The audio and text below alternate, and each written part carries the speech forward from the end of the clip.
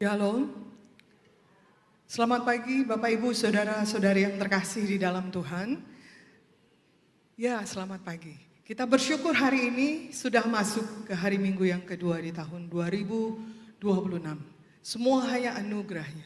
Bahkan pada hari ini kita bisa memenuhi undangan daripada Tuhan untuk bersekutu dengan Dia. Itu semua hanya anugerahnya. Mari Bapak Ibu, kami undang untuk bangkit berdiri. Kita persiapkan hati kita menenangkan hati kita, pikiran kita hanya tertuju kepadanya untuk memuliakan Tuhan pada saat ini.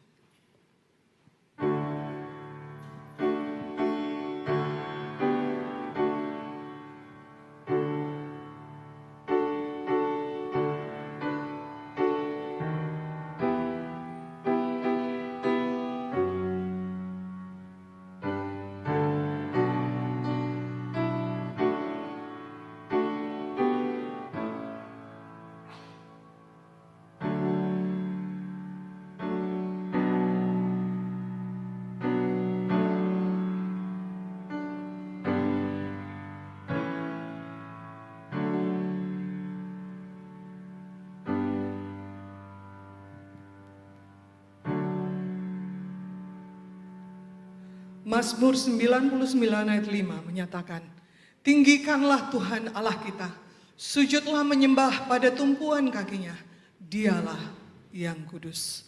Mari Bapak Ibu Saudara-saudari yang terkasih, kita mau memuliakan Tuhan karena Allah kita, Allah yang kudus, yang telah memanggil kita dan menguduskan kita. Mari kita naikkan pujian Holy, Holy, Holy.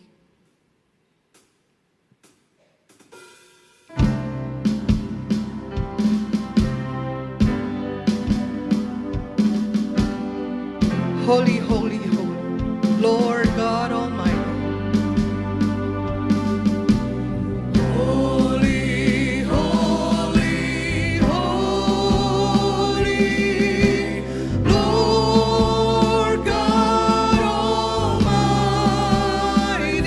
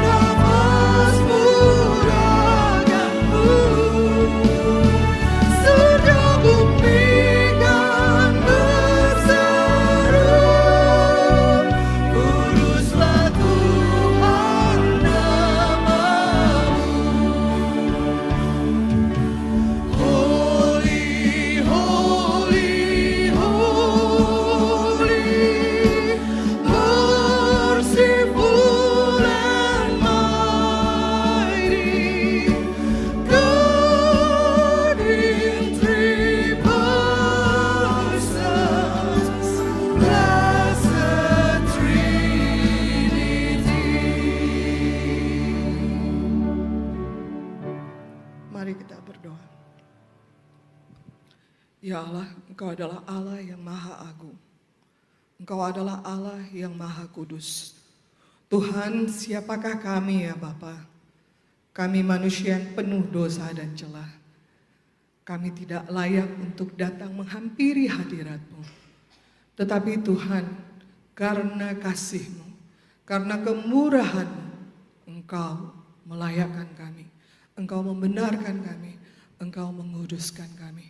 Terima kasih Tuhan, bahwa Engkau Allah yang agung, Allah yang kudus, mau terus melawat kami. Terima kasih Tuhan untuk kasih setia-Mu. Terima kasih Tuhan untuk penyertaan-Mu. Bapa di dalam surga, pada pagi hari ini kami menyerahkan ibadah ini hanya ke dalam tangan-Mu. Engkau tilik setiap hati kami, dan biarlah puji-pujian kami, penyembahan kami, firman-Mu yang ditaburkan, benar-benar Tuhan menguatkan kami, dan kami boleh terus memuliakan Engkau, bukan hanya pada saat ini, tetapi dalam setiap kehidupan kami. Terima kasih Tuhan, dalam nama Yesus kami serahkan ibadah ini. Amin. Bapak Ibu silakan duduk kembali. Bapak Ibu yang terkasih, Allah yang kudus adalah Allah yang memanggil kita kepada persekutuan dengan anaknya, yaitu Yesus Kristus yang adalah setia. Dia setia terus menyertai kita dalam setiap musim hidup kita. Dan setiap musim hidup kita menuntun kita untuk mengenal kebenarannya. Mari terus mengingat kebaikan Tuhan. Kita menaikkan pujian Through It All.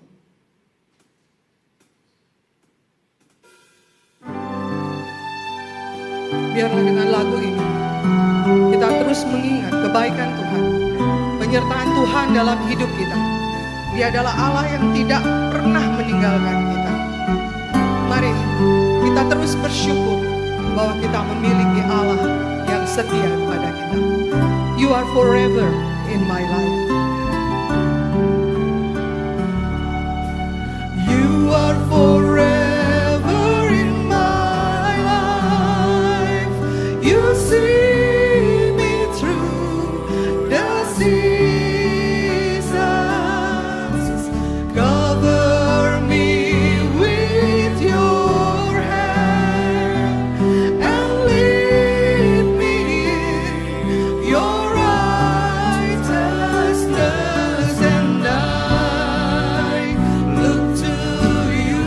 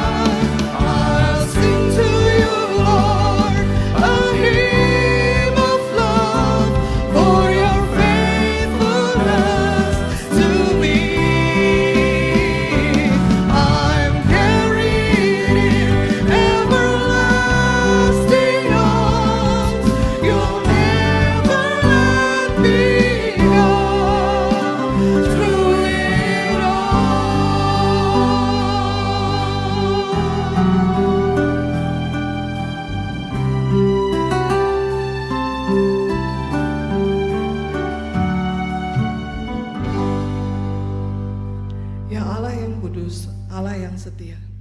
Walaupun kita tidak setia, tetapi Dia terus mencari kita. Roma 3 ayat 10-12 menyatakan, seperti ada tertulis, tidak ada seorang pun yang benar, seorang pun tidak. Tidak ada seorang pun yang berakal budi, tidak ada seorang pun yang mencari Allah. Semua orang telah menyeleweng, mereka semua tidak berguna, tidak ada yang berbuat baik, seorang pun tidak. Tidak ada satu pun dari kita yang layak di hadapan Allah. Mari Bapak Ibu kita persiapkan hati kita untuk datang dalam pengakuan dosa kita. Kita nyanyikan pujian ini, mempersiapkan diri kita. Sebenarnya kita layak.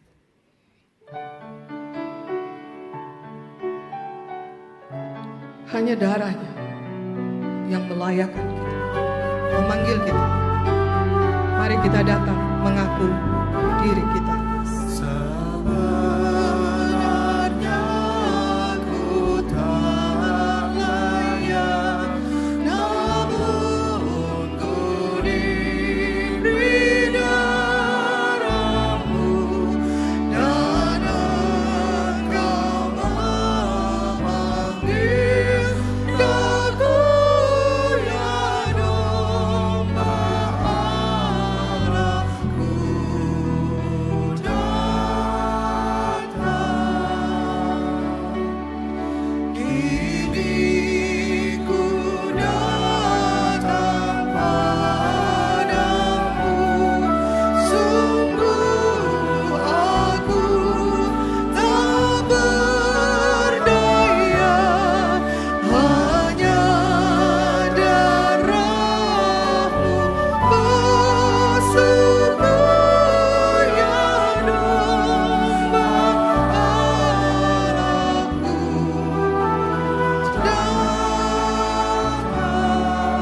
Saya undang jemaat untuk bangkit berdiri. Dengan kasih kau terima, sucikan, selamatkan. Dengan kasih kau terimaku, sucikanku, selamatkanku, janji-Mu pasti jadilah ya domba Allahku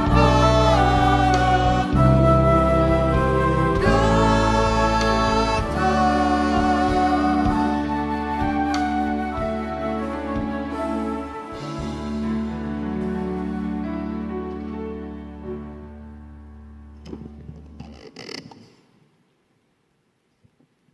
Mari kita mengambil waktu secara pribadi kepada Tuhan. Kita menyerahkan segala pergumulan kita kepada Tuhan dengan jujur. Kita berdoa.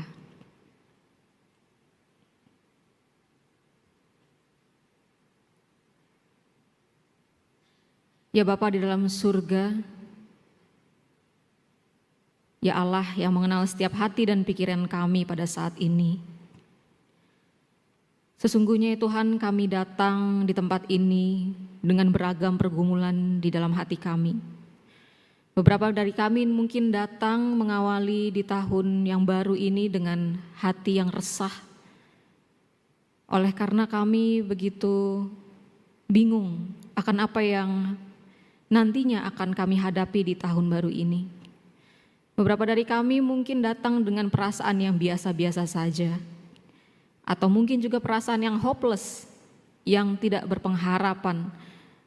Oleh karena menurut kami, dari tiap tahun hidup kami begitu-begitu saja. Tidak ada perubahan yang signifikan, tidak ada gairah yang selalu membakar kami untuk hidup terus-menerus bagi Tuhan. Tuhan, apapun yang saat ini sedang kami lalui, kiranya Tuhan yang boleh menolong kami. Kiranya kami pada hari ini boleh mengingat kasih setia Tuhan bagi kami, sehingga kami boleh layak berada di tahun 2026 ini oleh karena anugerah-Mu saja. Tuhan, tolong kami boleh mengingat seluruh kebaikan Tuhan, terlebih khusus kebaikan-Mu di atas kayu salib yang menebus dosa-dosa kami. Mungkin ada begitu banyak kegagalan atau kesalahan yang kami lakukan ya Tuhan. Di beberapa hari terakhir ini mengawali awal tahun. Kiranya Tuhan yang boleh mengampuni setiap kesalahan kami. Dan kiranya Tuhan juga yang menolong kami. Untuk kami boleh menjadi pribadi yang terus menerus peka. Menyadari setiap hal-hal yang tidak berkenan di hadapan Tuhan. Dan kami boleh berusaha untuk hidup semakin seturut dengan kehendak Tuhan saja. Tolong kami ya Tuhan sekali lagi, berbelas kasihlah kepada kami. Di dalam nama Yesus Kristus kami berdoa, amin. Saudara-saudari yang terkasih, bagi kita semua yang telah jujur dan mengakui setiap kesalahan kita di hadapan Allah, maka dengarlah janji pengampunan yang tersedia bagi kita. Sebab kamu tahu bahwa kamu telah ditebus dari cara hidupmu yang sia-sia, yang kamu warisi dari nenek moyangmu itu, bukan dengan barang yang fana, bukan pula dengan perak atau emas, melainkan dengan darah yang mahal, yaitu darah Kristus yang sama seperti darah anak domba yang tak bernoda dan tak bercacat. Mari kita menaikkan syukur kita melalui pujian, Kini Ku Milik Yesus.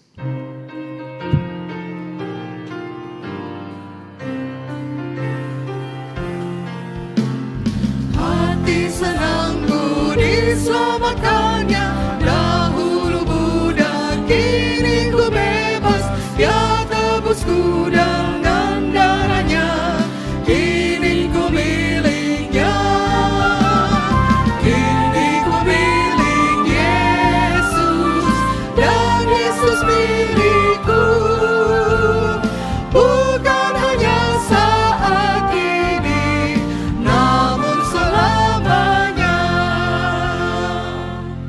Mari kita meresponi keselamatan dan anugerah yang telah kita terima dengan mengikrarkan iman kita. Secara bersama-sama kita katakan, aku percaya kepada Allah, Bapa yang Maha Kuasa, Khalik langit dan bumi, dan pada Yesus Kristus anaknya yang tunggal Tuhan kita, yang dikandung dari Roh Kudus, lahir dari anak darah Maria, yang menderita sengsara di bawah pemerintahan Pontius Pilatus, disalibkan, mati dan dikuburkan, turun ke dalam kerajaan maut, pada hari yang ketiga, bangkit pula dari antara orang mati, naik ke surga, duduk di sebelah kanan Allah, Bapa yang Maha Kuasa, dan dari sana ia akan datang untuk menghakimi orang yang hidup dan yang mati.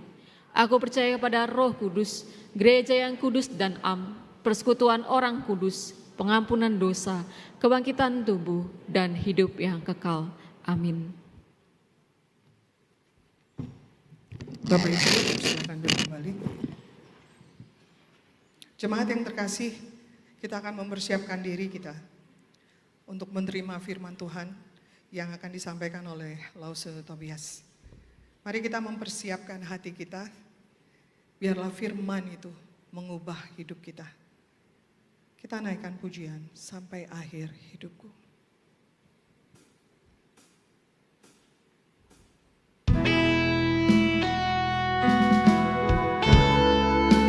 Biarlah dengan pujian ini kita boleh melihat bahwa Allah itu mengenal kita, siapa diri kita. Tapi hanya karena kasih karunia, Dia boleh memanggil kita dan mengubah hidup kita.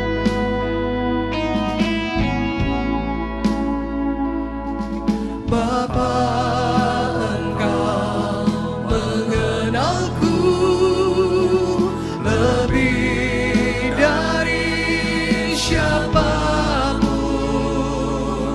Engkau tahu ceritaku dan isi hatiku. Tak peduli masa lalu, Engkau tetap memilihku. Ubahkanku, sempurnakan jadi karya yang indah. Kini aku percaya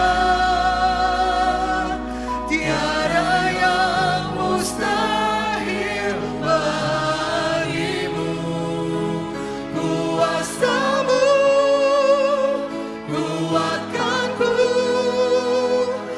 dasar ku berharap.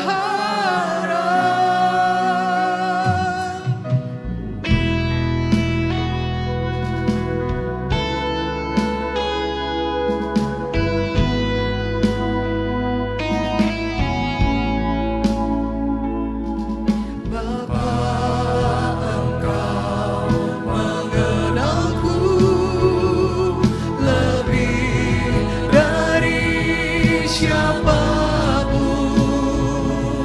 Engkau tahu ceritaku dari isi hatiku.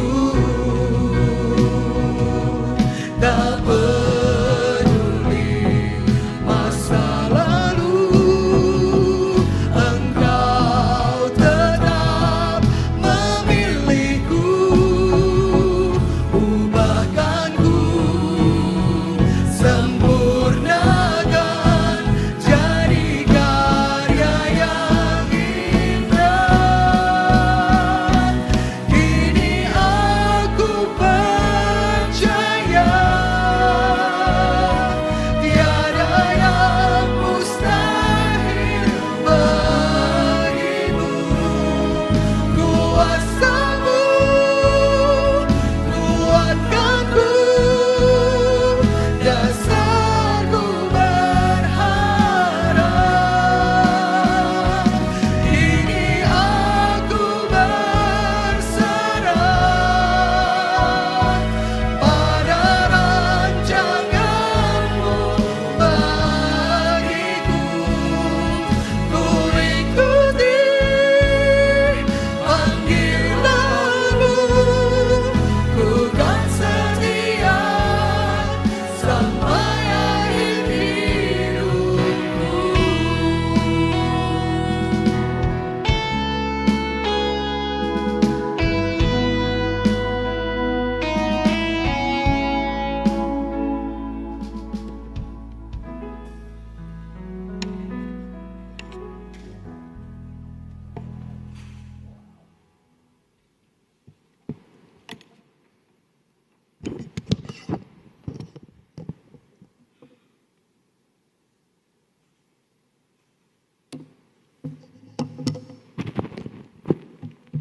Mari kita berdoa, Bapak Ibu Saudara.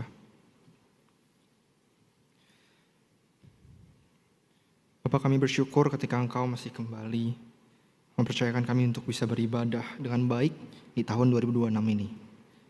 Dan setiap kami datang dengan pergumulan kami masing-masing. Kami tidak tahu Tuhan apakah Engkau akan berbicara kepada setiap kami dengan pergumulan kami.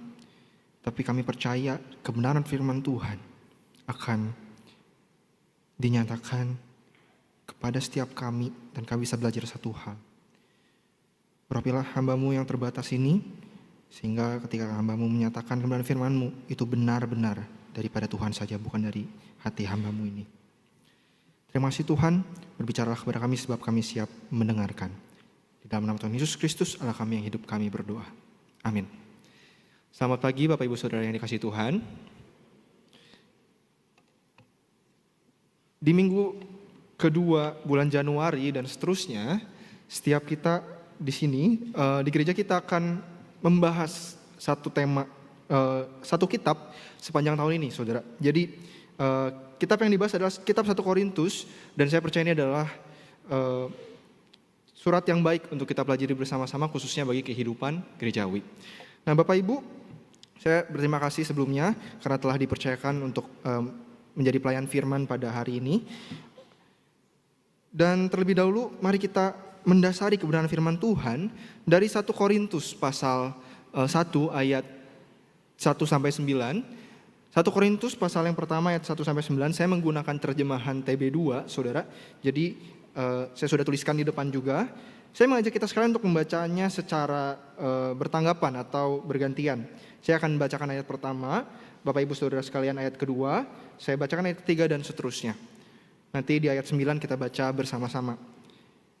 1 Korintus 1 ayat 1-9, demikianlah firman Tuhan.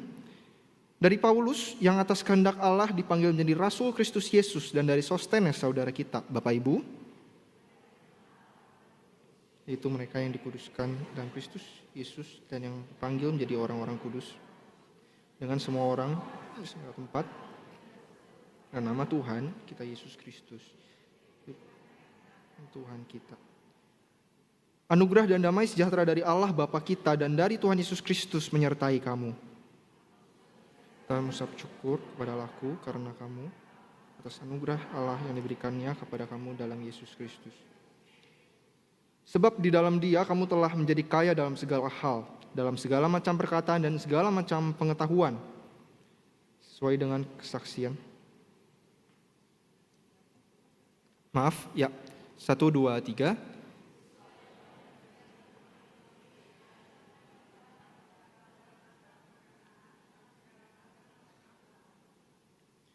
Ayat 7, demikianlah kamu tidak kekurangan dalam karunia apapun, sementara kamu menantikan pernyataan Tuhan kita Yesus Kristus. Ayat 8, Bapak Ibu Saudara.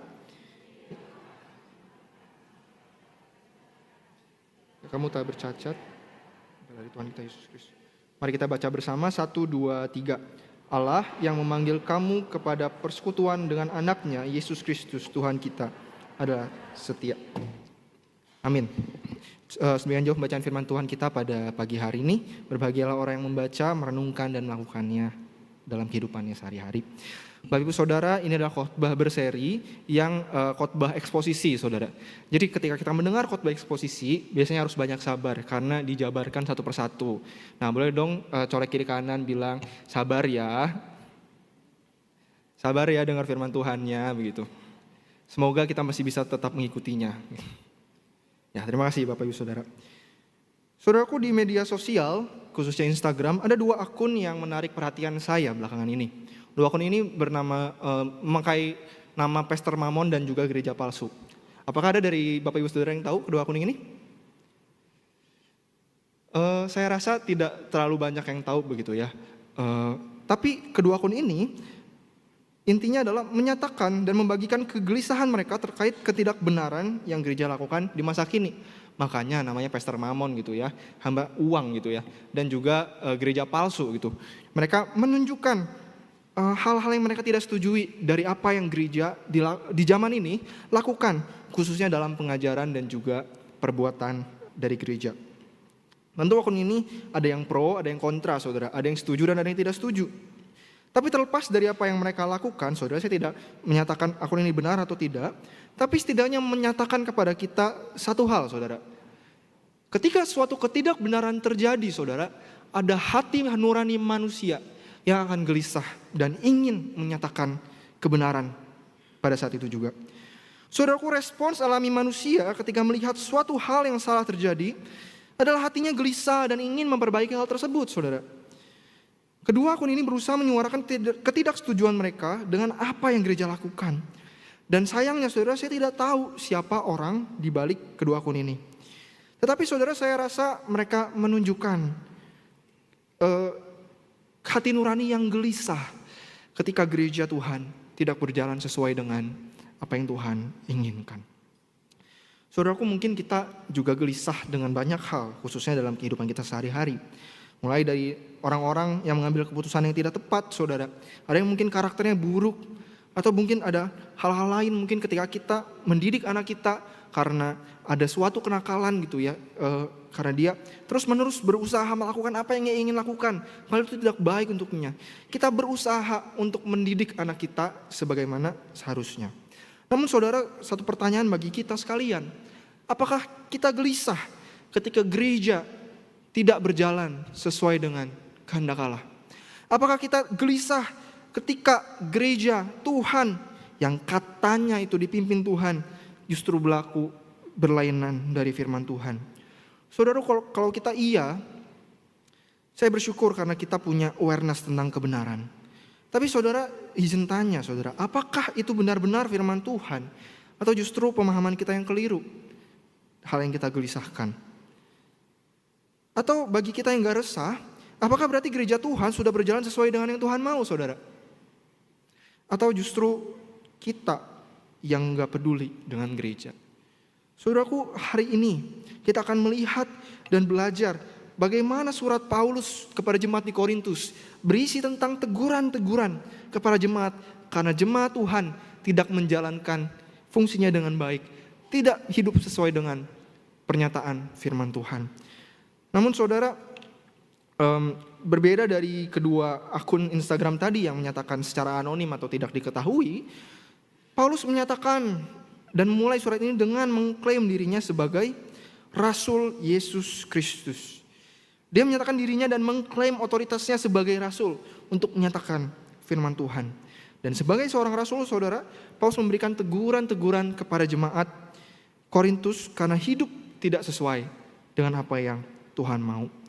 Saudaraku, karena ini khotbah pertama dari kitab ini, izinkan saya sedikit membagikan latar belakang dari surat Korintus. Saudaraku, jemaat Korintus adalah jemaat yang Paulus dirikan. Jadi tentu Paulus peduli pada jemaat di sana. Sehingga sekalipun Paulus berada di Efesus saat itu untuk melayani, ia menuliskan surat ini, saudara. Ketika ia mendengar kabar bahwa gereja Tuhan, jemaatnya tidak hidup sesuai dengan yang Tuhan inginkan. Kenapa bisa seperti itu, saudara? Karena rupanya kota Korintus adalah kota yang multikultural. Banyak sekali budaya yang ada di kota Korintus. Di sana, saudara, tinggal orang-orang Roma yang berimigrasi dari Italia. Juga orang-orang Yunani, bahkan orang-orang Yahudi. Dan beberapa orang lain dari berbagai tempat yang tidak bisa saya sebutkan satu persatu. Dan ini bisa terjadi karena letak dari kota ini adalah kota yang strategis lokasinya untuk jual beli, saudara. Jadi ini adalah kota yang komersialnya cukup tinggi, daya jual belinya kuat, dan orang-orang yang punya uang juga ada di sana, saudara. Apalagi lokasi mereka itu ada di antara Yunani daerah utara dan Yunani daerah selatan, di mana perkembangan budaya Yunani pada waktu itu adalah pesat, saudara. Jadi mereka terus berkembang dan menjadi budaya yang diikuti seluruh dunia, saudara.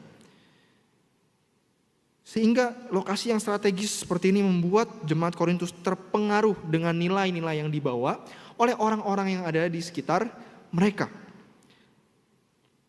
Khususnya ketika mereka memiliki kekayaan yang berlimpah, tempat perdagangan yang stabil, dan juga tempat berinteraksi antar budaya, saudara. Ini membawa sebuah peringatan karena budaya-budaya itu masuk. Termasuk, saudara, budaya di dalam penyembahan. Saudaraku, pada waktu itu orang Yunani menyembah banyak sekali dewa-dewi, saudara. Dan salah satu yang mereka sembah adalah dewi kecantikan atau Aphrodite, saudara ya. Nah, mohon maaf, saudara, budaya yang dibawa masuk oleh orang-orang penyembah dewi Aphrodite, saudara, atau dewi kecantikan adalah penyembahan yang memasukkan unsur, maaf kata, seks di dalam penyembahan yang dilakukan. Saudaraku, sangat bobrok sekali apa yang dihadapi oleh jemaat Korintus. Tidak mudah dan bertentangan dengan nilai-nilai kekristenan. Sehingga saudara, dari budaya-budaya yang mempengaruhi ini menimbulkan berbagai perpecahan, menimbulkan berbagai konflik yang terjadi di gereja Korintus pada waktu itu. Saudaraku, jemaat di Korintus yang telah dikuduskan Kristus menjadi serupa dengan dunia seperti yang tadi kita baca, saudara. Bahwa seharusnya jemaat Korintus dikuduskan, tapi mereka menjadi serupa dengan dunia karena mereka mengikuti budaya-budaya yang ada pada waktu itu. Saudaraku, bagaimana dengan kita? Kalau kota Korintus, kota besar, urban pada saat itu, mungkin pada masa kini seperti kota Jakarta, saudara. Khususnya Jakarta Selatan, di mana pusat budaya itu mudah sekali masuk, saudara. Mungkin kita tidak se-ekstrim dari jemaat Korintus, tetapi mungkin kita juga terpengaruh tanpa sadar budaya-budaya yang ada dari dunia ini. Pemahaman kita tentang dosa mulai bergeser, saudara. Dan tadinya yang kita anggap dosa-dosa dalam Alkitab adalah dosa-dosa yang penting, yang tidak berkenan di hadapan Allah. Itu mulai menjadi terbiasa di hadapan kita karena kita melihat begitu banyak praktek yang tidak baik terjadi di dalam jemaatnya. Saudaraku, itulah kenapa surat Paulus yang pertama kepada jemaat Korintus ini isinya adalah banyak teguran, saudara. Tapi saudara, kalau saya ajak kita berpikir, Ketika kita tidak setuju dengan orang lain, saudara, atau kita tidak setuju dengan satu hal, apa respons kita biasanya? Kalau saya, saudara, respon alami saya adalah mengeluh. Mengeluhkan, kenapa dia begini, kenapa ini begitu. Tapi saudara, rupanya ada berita lain. Di tengah kebobrokan jemaat, saudara ya. Ini perilaku jemaat Korintus tidak baik. Tapi justru surat dari Paulus justru dimulai bukan dengan keluhan, saudara. Tetapi dimulai dengan ucapan syukur. Sekalipun jemaat Korintus adalah jemaat yang bobrok, tidak berjalan sesuai dengan firman Tuhan. Tapi justru Paulus tetap mengucap syukur. Saudara, bagi saya ini aneh. Bukankah ketika kita gereja tidak baik-baik saja, saudara, seharusnya yang kita lakukan adalah mengeluh, saudara. Ada keluhan-keluhan, bukan ucapan syukur, saudara. Dan biasanya saya juga sudah lupa gitu ya untuk mengucap syukur. Biasanya saya langsung mengeluh. Tapi saudara, kenapa Paulus mengungkapkan kegelisahannya di surat ini, tetapi terlebih dahulu dimulai dengan ucapan syukur? Saudara, mari kita lihat terlebih dahulu secara singkat apa yang Paulus syukuri, saudara. Setidaknya ada 4 hal, saudara, yang tercatat yang Paulus syukuri. Yang pertama, saudara, jemaat di Korintus kaya akan perkataan dan pengetahuan. Saudaraku, ini dicatat di ayatnya yang kelima. Nah, bahasa asli dari kata perkataan, saudara, yang saya garis bawahi, itu menggunakan akar kata yang sama dengan yang ada di Yohanes pasal yang pertama, ayat pertama, yaitu firman, saudara. Jadi perkataan di sini adalah firman. Paulus menunjukkan ungkapan syukurnya kepada jemaat Korintus atas karunia Allah bagi mereka yang mampu berkomunikasi dengan baik, khususnya dalam pemberitaan Injil. Saudaraku, ketika jemaat bahkan kota Korintus lebih fokus pada budaya Yunani dengan retorika, dengan pengetahuan hikmat dunianya, justru jemaat Korintus memiliki kekayaan dalam pemberitaan Injil. Inilah yang Paulus syukuri, saudara. Kemudian pengetahuan. Dari asal katanya, saudara, ini bisa dikatakan adalah pengetahuan yang mendalam akan pengetahuan spiritual atau doktrin, saudara. Sehingga ini bukan sekedar pengetahuan, tapi ini menjadi sebuah pengertian. Bukan hanya sekedar knowing, tapi juga understanding. Sebuah pengetahuan yang mendalam, saudara. Paulus menyadari ada sebuah pemahaman dari Allah yang diberikan kepada jemaat Korintus yang tidak semua orang bisa miliki. Saudaraku, inilah yang pertama yang Paulus syukuri. Apa yang kedua, saudara? Yang kedua, jemaat Korintus tidak kekurangan karunia roh. Saudaraku, sadarkah kita, Paulus tidak mengucapkan, demikianlah kamu ada karunia roh, satu karunia roh. Tapi justru Paulus mengatakan tidak kekurangan. Tandanya apa, saudara? Jemaat memiliki karunia yang berbeda-beda, saudara. Ada yang karunianya melayani, ada yang karunianya bernubuat, saudara. Ada yang karunianya juga pelayan firman, saudara. Berbeda-beda, tapi saling melengkapi menjadi satu gereja yang utuh. Saudaraku, karunia rohani adalah bentuk kekuatan yang Allah berikan bagi gerejanya untuk membangun tubuh Kristus sampai kedatangannya yang kedua. Mereka punya karunia yang lengkap dan bukti. Dan ini menjadi bukti bahwa Allah tidak meninggalkan gerejanya. Saudaraku, panggilan Tuhan dan karunia dari Tuhan bagi setiap jemaat itu berbeda-beda. Sebagai satu komunitas, saudara, mari kita tidak hanya mengejar satu karunia saja. Ada yang karunianya memberitakan Injil dengan baik. Ada yang memberikan nasihat, saudara.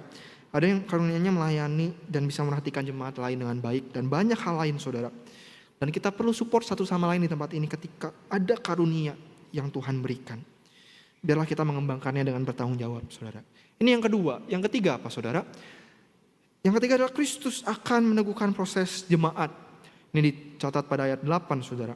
Rupanya, saudara, sekalipun jemaat di Korintus memiliki perilaku yang tidak baik, saudara, yang tidak sesuai dengan firman Tuhan, namun Paulus sadar satu hal, bahwa Tuhan tidak meninggalkan gerejanya. Dengan apa? Akan meneguhkan setiap jemaat di dalam proses pengudusan hidup mereka. Saudaraku, lewat apa jemaat di Korintus bisa mengalami peneguhan? Yang pertama, saudara, melalui surat dari Paulus, tentu saja. Yang kedua, dari komunitas setempat, saudara. Tuhan tidak tinggal diam dan harusnya Tuhan hadir pimpin gerejanya. Surat ini tanda bahwa Tuhan tidak meninggalkan gerejanya. Saudaraku, bagi kita di tempat ini mungkin ada yang kecewa dengan orang percaya. Banyak yang dari kita yang mungkin kecewa karena orang Kristen tidak berlaku sesuai dengan firman Tuhan. Banyak dari kita yang masing-masing kecewa ketika melihat orang percaya, orang yang melayani Tuhan, hidupnya kesulitan di dalam dosa. Tapi saudara, bukankah setiap kita juga mengalami kesulitan yang sama di bagian kita masing-masing? Kebenaran firman Tuhan hari ini mengingatkan saya dan seharusnya setiap kita untuk tidak mudah menilai orang lain, menjudge mereka. Karena kita semua masih berproses dalam pengudusan hidup dan Tuhan sendiri yang akan pimpin. Yang keempat, saudara, Allah memanggil jemaat dalam persekutuan dengan Kristus. Saudaraku, Paulus mengucapkan syukur karena Allah yang memulai persekutuan itu dengan manusia, saudara. Kalau manusia yang mulai, maka bisa berhenti kapan aja persekutuan itu. Kenapa? Karena disiplin kita bisa kendor. Karena kesetiaan kita juga bisa kendor, saudara. Kita bisa tidak setia. Tapi kalau Tuhan yang mulai, pasti Tuhan yang pimpin. Kalau Tuhan yang mimpin, pasti akan berjalan. Sekalipun gereja dalam masa-masa sulit. Saudaraku, inilah 4 hal yang Paulus syukuri. Lalu saudara kembali ke pertanyaan pertamanya, saudara. Mengapa ucapan syukur ini diperlukan? Bukankah jemaat kondisinya sangat buruk, saudara? Sangat bobrok, tidak sesuai dengan firman Tuhan.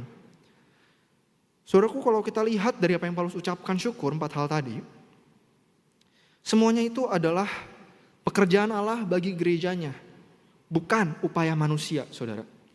Sehingga ucapan syukur ini ditunjukkan pada Allah yang melakukan pekerjaan baik, bukan terletak pada perilaku jemaat. Saudaraku, Paulus memuji karunia yang Tuhan berikan bagi jemaat, bukan karakter dan tingkah laku dari jemaat Korintus yang bobrok. Karakter dan tingkah laku jemaat itu tetaplah salah dan tidak sesuai firman. Namun ucapan syukur harus ada karena Paulus mengerti satu hal, bahwa berjalannya gereja Tuhan tidak ditentukan dari kesetiaan jemaat, melainkan ditentukan dari kesetiaan Kristus. Saudaraku, inilah arti defined by Christ, ditentukan oleh Kristus, bahwa gerejanya berjalan tetap melalui Kristus, kendali Kristus, tidak di luar kendali Kristus. Saudaraku, pandangan Paulus terhadap gereja tetap terfokus pada Tuhan, bukan pada manusianya. Saudaraku, bagaimana dengan kehidupan kita saat ini? Apakah pandangan kita terhadap gereja itu ditentukan oleh orang-orang yang ada di dalamnya, atau ditentukan oleh Kristus, sang pemilik gereja? Saudaraku, gereja itu berdiri bukan karena perkumpulan orang di dalamnya, tapi karena terlebih dahulu Tuhan yang memulai. Jangan sampai saudara kita mendefinisikan gereja dari orang-orangnya. Kalau kita lihat dari gereja dari orang-orangnya, apa yang kita temukan? Kekurangan, saudara, kekecewaan, dan juga sakit hati. Tapi kalau kita lihat gereja pada Kristus dan kita fokuskan pandangan kita pada Kristus, justru kita akan melihat betapa setianya Kristus memimpin kehidupan orang percaya, sekalipun orang percaya itu tidak hidup setia pada Tuhan. Wow, saudara, bukankah ini keindahan Injil? Jangan sampai saudara kita kehilangan ucapan syukur kita ketika kita melihat orang-orang yang ada dalam gereja. Ungkapkanlah syukur pada Tuhan yang menuntun gerejanya dengan setia. Saudaraku, ketika kita melihat orang-orang di gereja mungkin bobrok, saudara, tidak sesuai perilakunya dengan firman, mengesalkan hati kita, pandanglah pada Kristus. Mungkin ini tidak mudah untuk masuk di akal kita, saudara. Karena buat kita harusnya itu berjalan beriringan, saudara. Saya percaya firman Tuhan, karunia dari Tuhan itu harus bisa berjalan beriringan. Orang percaya ya ikutin Kristus. Dan inilah paradoksnya, saudara. Perkataan Paulus tidak berhenti di ucapan syukur. Ia memang mengucap syukur atas Tuhan yang memberikan karunia bagi jemaat. Tetapi saudara, itu belum lengkap. Tingkah laku jemaat belum sesuai dengan karunia yang diberikan dari Tuhan. Sehingga seharusnya saudara ada keselarasan antara karunia dan perbuatan dari jemaat. Ada keselarasan antara bagaimana Tuhan mau bekerja melalui gerejanya dengan perbuatan dari jemaatnya dan pekerja-pekerja gerejanya, saudara. Tapi seringkali ini yang jemaat tidak miliki, saudara, khususnya jemaat Korintus. Sehingga itulah yang Paulus desak. Kerjakanlah keselamatanmu. Meskipun saudara gereja didefinisikan oleh pekerjaan tangan Tuhan dalam gereja. Bukan apa yang manusia lakukan. Bukan berarti jemaat seharusnya mengabaikan karakter yang diupayakan serupa dengan Kristus. Saudaraku, seperti koin, saudara, yang ada dua sisi, saudara. Itu tidak terpisahkan. Tuhan di satu sisi memberikan karunia-Nya bagi kita. Itu baik karena pekerjaan Tuhan juga perlu dilakukan. Dan kita perlu bertanggung jawab untuk itu. Tapi saudara, di sisi lain itu kita perlu mengerjakan atau menyelaraskan firman Tuhan dengan hidup kita. Koin itu lengkap kalau ada dua sisi. Iman kita lengkap ketika dua-duanya berjalan bersamaan. Saudaraku, permasalahannya dalam gereja, seperti yang saya sudah katakan, kita menemukan orang yang memiliki karunia rohani, tapi hidupnya berantakan. Bagaimana nasibnya, saudara? Kita melihat bagaimana Tuhan bekerja melalui satu orang tersebut, tapi kita melihat kenyataannya, kehidupannya berbanding terbalik, saudara. Dan tidak selaras dengan firman. Bagaimana, saudara, dengan hal ini? Saudara, kita perlu sadari satu hal, bahwa kehadiran karunia Allah tidak menentukan perkenanan Tuhan dalam hidup orang tersebut. Kehadiran pekerjaan Tuhan dalam gerejanya bukanlah yang menentukan perkenanan Tuhan dalam hidup orang percaya. Saudaraku, jangan sampai kita berfokus pada pekerjaan Tuhan, tapi kita mengabaikan kehidupan kita sendiri di hadapan Tuhan. Saudaraku, God's work is urgent, but never expense our sanctification. Pekerjaan Tuhan memang penting, saudara, dan sangat mendesak untuk dilakukan. Namun itu tidak pernah mengorbankan proses pertobatan kita dan pengudusan hidup kita di hadapan Tuhan. Itulah mengapa memang Tuhan memberikan karunia bagi jemaatnya untuk melakukan pekerjaan tangan Tuhan. Tetapi saudara, didefinisikan oleh Kristus juga berarti kita perlu menyesuaikan diri kita dengan apa yang Tuhan nyatakan, apa yang Tuhan firmankan. Jangan sekali-kali kita abaikan kekudusan hidup kita dan terlalu berfokus pada pekerjaan Tuhan. Tuhan tidak hanya peduli dengan pekerjaan yang Tuhan sediakan bagi kita, tapi Tuhan peduli juga dengan tingkah laku setiap kita, karakter setiap kita. Saudaraku, saya mengerti di zaman ini ada budaya yang banyak berbeda dengan kekristenan. Salah satunya, saudara, itu ditunjukkan ketika seorang rekan saya yang mau pergi ke Malang, saudara, karena keluarganya masih kental dengan budaya atau adat penyembahan di Gunung Kawi, dia sempat menyatakan ke saya begini, Ko, aku harus jaga diri aku nih. Aku harus karena aku mau dibawa ke Gunung Kawi sama papa mama.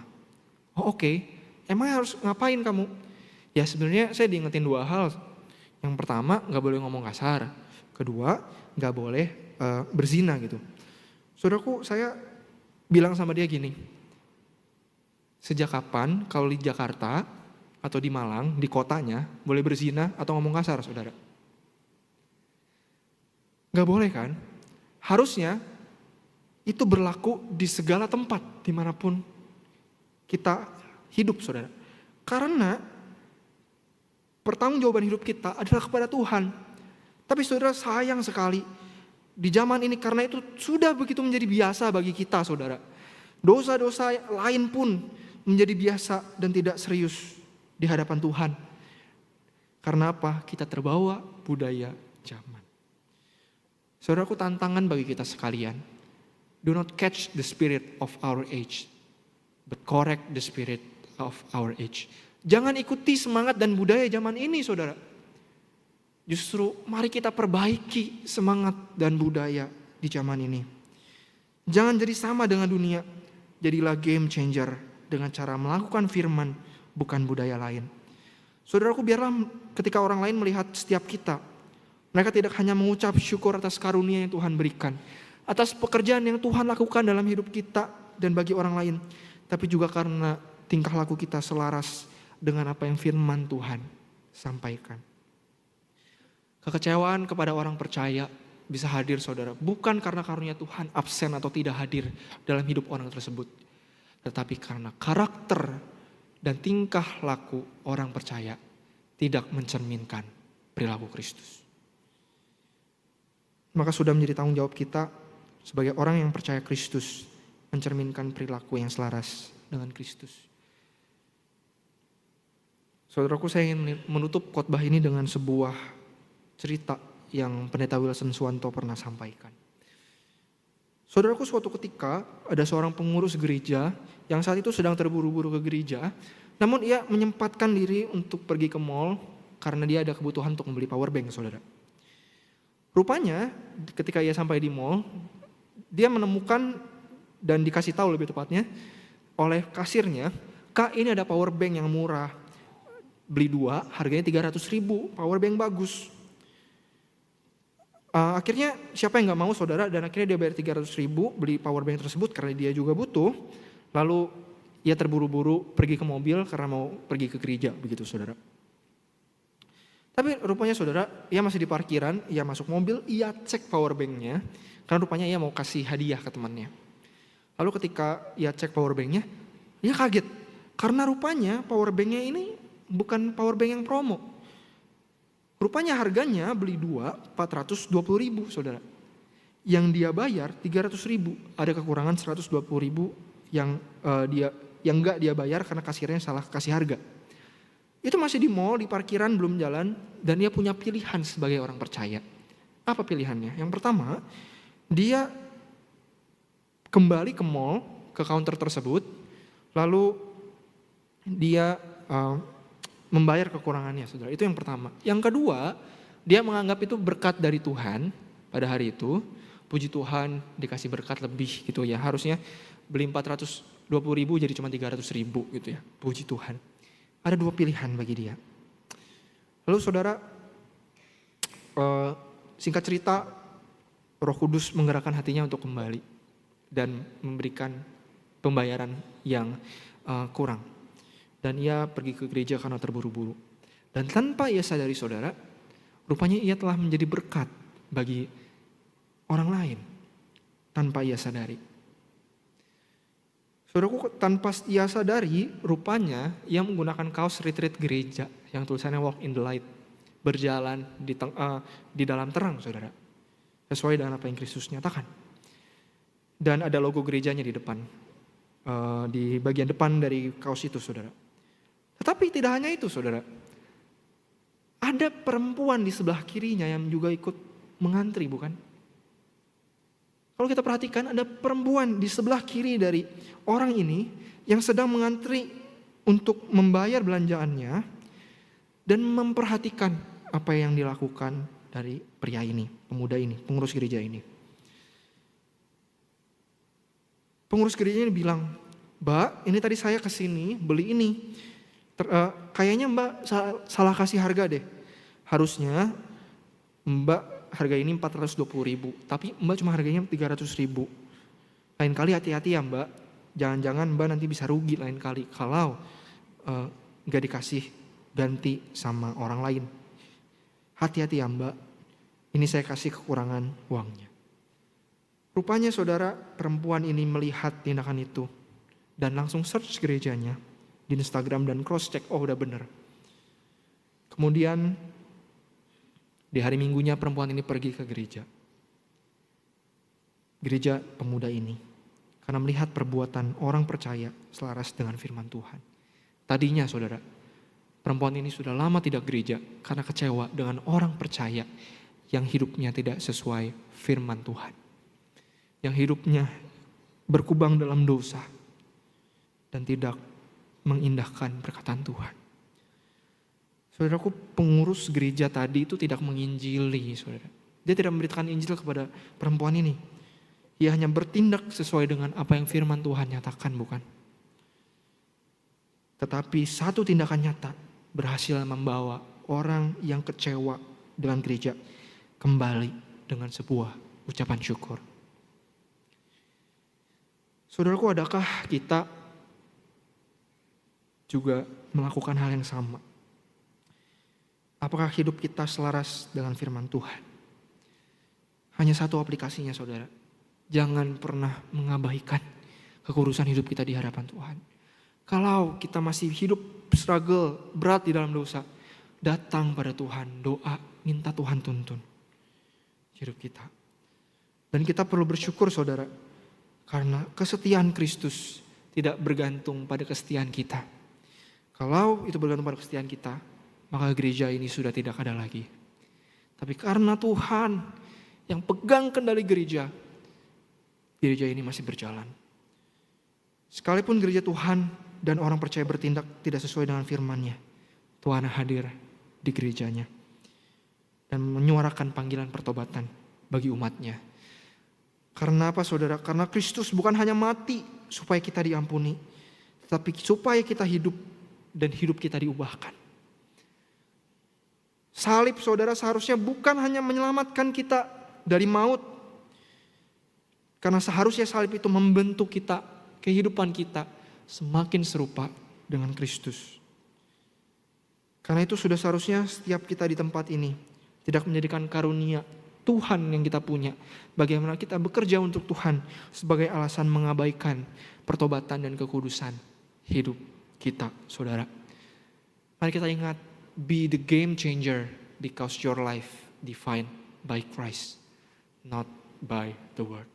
Jadilah berbeda dengan dunia karena hidup kita ditentukan oleh Kristus, bukan oleh dunia. Saudaraku, ada pertanyaan reflektifnya bagi kita yang bisa kita renungkan di dalam keluarga kita, di dalam grace cell yang kita miliki. Bagaimana cara kita bersyukur atas pekerjaan Tuhan bagi gerejanya, saudara, di tengah kita melihat mungkin kekecewaan kita dengan gereja ataupun ada ketidaksetujuan kita dengan gereja.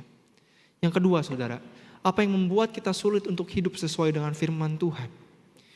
Mari kita belajar untuk hidup bagi Tuhan dan melakukan firman Tuhan sepanjang tahun ini. Yang ketiga, saudara, bagaimana cara keluarga maupun komunitas gereja bisa menjadi penolong bagi kita menyelaraskan diri kita dengan firman Tuhan. Biarlah gereja ini bukan dipakai Tuhan hanya untuk memberkati orang lain, namun juga dipakai Tuhan untuk memberkati jemaat satu sama lain di dalam pengudusan hidupnya. Amin. Mari kita berdoa. Firman-Mu telah diberitakan, ya Tuhan. Ampuni hamba-Mu yang terbatas dalam menyatakannya. Biarlah Roh Kudus yang ada dalam kehidupan setiap kami bisa beracara dan menyatakan kebenaran firman Tuhan hari demi hari. Hamba-Mu selesai berbicara, tapi Roh Kudus-Mu biarlah terus berkata-kata. Dan kami juga rindu, Tuhan, gereja ini dipakai Tuhan, bukan sebagai hanya alat Tuhan saja untuk memberkati orang lain, tetapi kami juga rindu agar gereja ini dipakai Tuhan untuk memberkati jemaatnya yang memang struggle, yang memang berfokus dan berupaya untuk hidup sesuai dengan apa yang Tuhan inginkan. Ampuni kami, Tuhan, kalau selama ini kami hanya terpengaruh dengan budaya dunia, sehingga kami melupakan Tuhan yang mendefinisikan, menentukan hidup kami.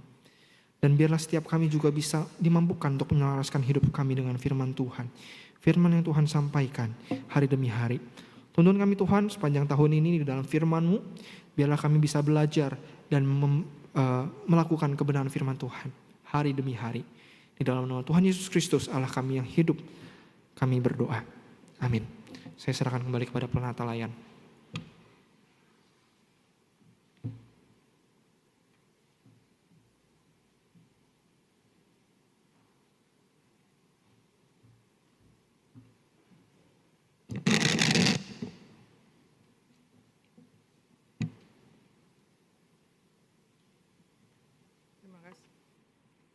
Terima kasih kepada Allah Tobias, Tuhan berkati. Bapak Ibu, saudara-saudara yang kekasih, kita akan meresponi firman Tuhan pada hari ini dengan memberikan persembahan. Biarlah persembahan bukan hanya harta kita tetapi seluruh hidup kita. Mari kita naikkan pujian bagi Yesus Tuhanku.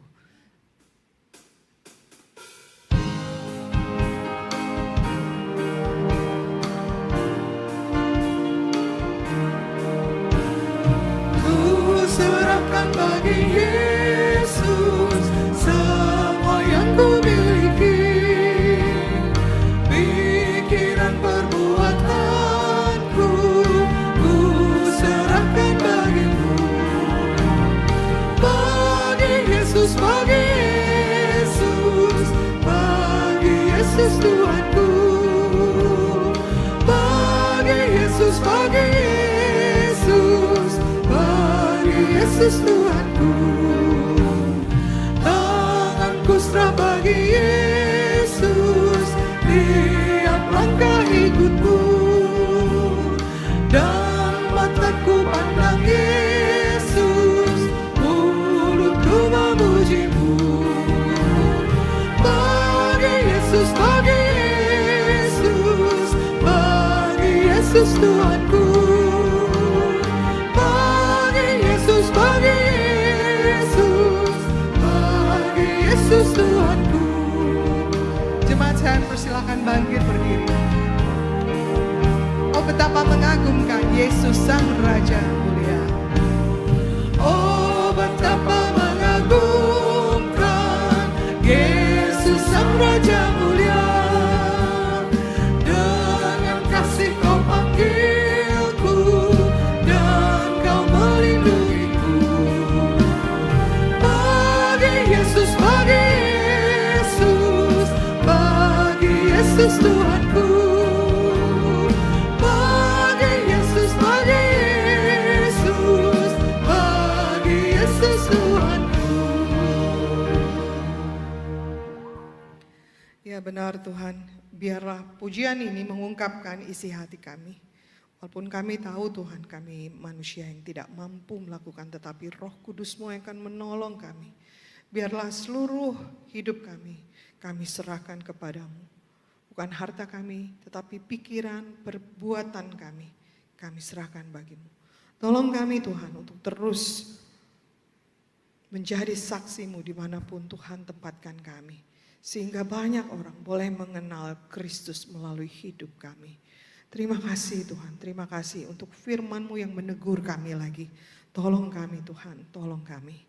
Terima kasih Bapa, kami serahkan persembahan ini juga hanya kepadamu. Kami tahu ini merupakan berkat yang daripadamu juga. Dan biarlah berkat yang terkumpul ini boleh dipakai untuk kemuliaan nama Tuhan. Terima kasih Bapa untuk hari ini. Kami serahkan seluruh hidup kami lagi hanya ke dalam tangan-Mu. Dalam nama Yesus Kristus yang hidup, kami boleh berdoa dan mengucap syukur. Amin. Bapak Ibu silakan duduk kembali, kita akan mendengarkan warta gereja. Selamat siang Bapak Ibu dikasih Tuhan. Bagaimana kabarnya hari ini? Luar biasa, puji Tuhan ya. Meskipun dingin-dingin tapi luar biasa. Nanti setelah selesai ibadah, biar nggak dingin, kehangatan ada di bawah Bapak Ibu ya. Ada kopi, sambil ngobrol sehingga suasana makin hangat. Baik, terima kasih Pastor Tobias yang sudah menyampaikan firman Tuhan dan juga rekan-rekan yang lain sudah melayani Tuhan. Terima kasih untuk pelayanan hari ini. Tuhan Yesus memberkati kita semua. Nah, sebelum kita mendengarkan warta, menyimak warta, saya ingin bertanya di dalam ibadah yang kedua hari ini, apakah ada yang baru pertama kali datang beribadah bersama-sama dengan kita di tempat ini? Apakah ada, kalau ada mohon kesediaannya untuk mengangkat tangannya. Ada yang baru pertama kali datang beribadah? Di sebelah kanan saya ada?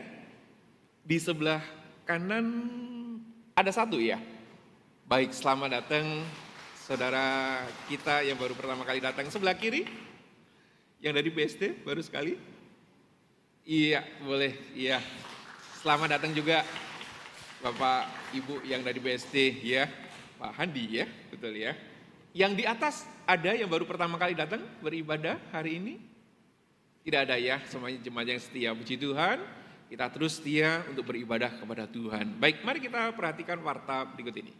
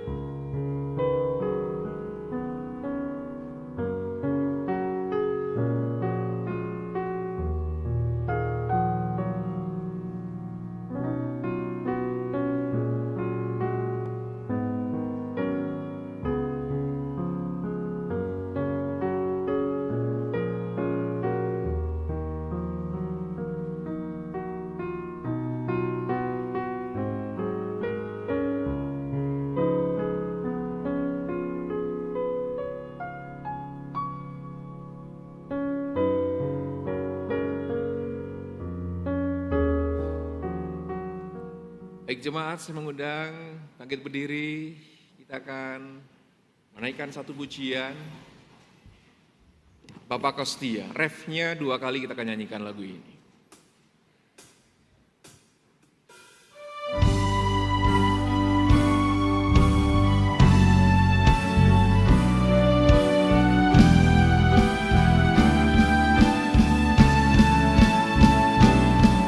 Kau tunjukkan kasih setiamu, Kau menyediakan yang ku perlu. Kau setia, Kau mulia, dulu sekarang dan selamanya. Kau tunjukkan kasih setiamu, Kau menyediakan yang ku perlu. Kau setia, Kau mulia, Bapa Kau setia. Kau tunjukkan kasih setiamu. Tunjukkan Kasih setiamu, Kau menyediakan yang ku perlu. Kau setia, Kau mulia, dulu sekarang dan selamanya. Kau tunjukkan kasih setiamu, Kau menyediakan yang ku perlu. Kau setia, Kau mulia, Bapa Kau setia. Mari kita berdoa. Ya Tuhan, Engkau adalah Bapa yang setia. Tahun 2025 telah kami lalui dan kami merasakan Engkau Bapa yang setia. Sekarang kami sudah 2 minggu menjalani 2026 dan kami menemukan Engkau adalah Bapa yang setia. Dan kami percaya dalam sepanjang tahun ini kami pasti berjumpa dengan Bapa yang setia. Terima kasih ya Tuhan, terima kasih untuk kesetiaan-Mu. Dan biarlah kami juga belajar untuk senantiasa setia, yang memahami akan identitas kami sebagai anak-anak Tuhan dan menghidupinya di dalam setiap tutur kata kami, perilaku kami, sehingga kami membawa terang Tuhan untuk dikenal oleh banyak orang. Terima kasih ya Tuhan, terima kasih. Secara khusus kami berdoa untuk bangsa dan negara ini. Tuhan berkati bangsa Indonesia Tuhan. Para pemimpinnya Tuhan terus berkati dengan hikmat dan bijaksana menjalankan pemerintahan dengan baik. Kami bersyukur ada anak-anak Tuhan juga yang duduk di dalam pemerintahan. Kami bersyukur mereka boleh menjadi berkat bagi negeri ini. Kiranya Tuhan juga memberikan hikmat dan boleh menjalankan tugas dan kewajiban mereka dengan rasa takut kepada Tuhan. Tuhan terus berkati, Tuhan terus sertai. Kami juga berdoa ya Tuhan untuk jemaat-Mu. Berdoa untuk keluarga besar dari Bapak Budi Hartono dan juga Ibu Elizabeth Go yang sedang di dalam kondisi berduka. Tapi kami percaya belas kasih Tuhan tolong, penghiburan Tuhan tolong keluarga besar ini. Terima kasih Tuhan. Kami juga berdoa untuk jemaat-Mu yang hari ini sedang berbaring karena kelemahan tubuh, baik itu di rumah sakit, baik itu di rumah mereka. Biarlah di dalam kelemahan ini tetap melihat Bapa yang setia. Melalui anak-anak, melalui suami, melalui istri yang terus memperhatikan, melalui jemaat-Mu, melalui gereja-Mu. Biarlah jemaat-Mu ini ya Tuhan melihat kesetiaan Tuhan. Terima kasih, ini doa kami. Kami serahkan gereja-Mu ini ke dalam tangan kasih-Mu. Biarlah nama Tuhan semakin dimuliakan. Karena banyak umat Tuhan membawa nama Tuhan semakin dimuliakan. Terima kasih, ini doa kami. Di dalam nama Tuhan Yesus kami mengucap syukur dan berdoa. Amin. Tetap berdiri, kita naikkan doksologi. Puji Allah Bapa Putra, puji Allah Roh Kudus, ketiganya yang esa. Mohon selamat sumber berkat. Amin.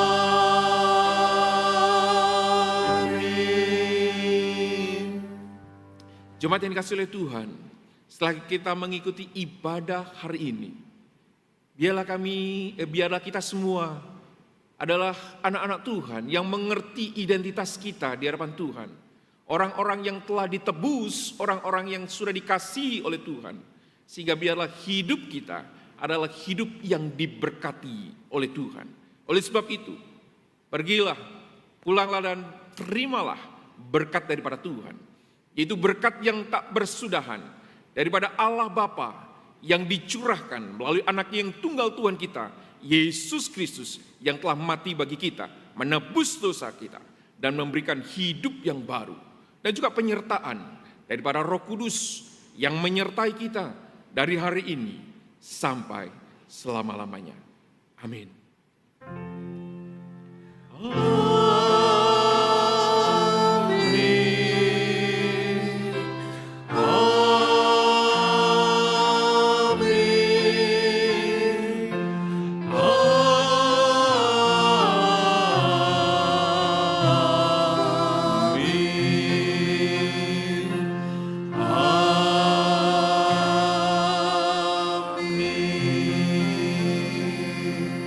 Jemaat dipersilakan duduk kembali, saat teduh dan ibadah selesai. Tuhan Yesus memberkati.